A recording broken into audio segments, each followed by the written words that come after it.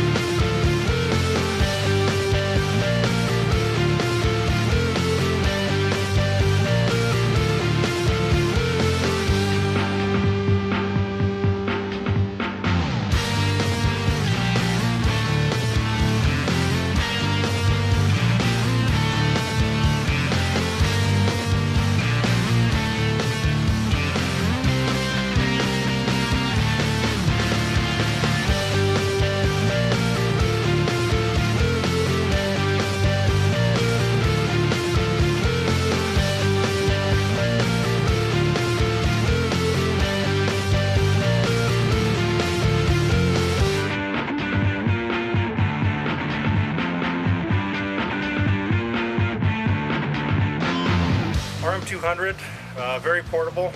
The wheels help a lot.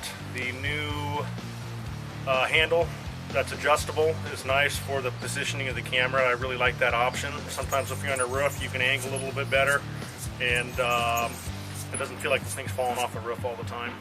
And then the wheels just make it nicer when you're carrying your locator, your batteries, your your clipboard, all that stuff. The handle is a big asset there. It seems to be a little bit heavier than the original Color Mini, but with the wheels and the handle, I don't think it's going to be an issue. A lot of times when I'm getting on the roof, I'll use the smaller handle that's actually a part of the drum itself rather than the handle that folds up. The folding handle is good if you have a two-man crew. Sometimes you can actually lift the entire unit up. The extended handle, it gives it another 24 inches. Sometimes the person on the roof can actually grab it and pull the thing up just like that. So it just kind of depends on the situation. The other thing that's nice is the change push rod is far better than the original Color Mini.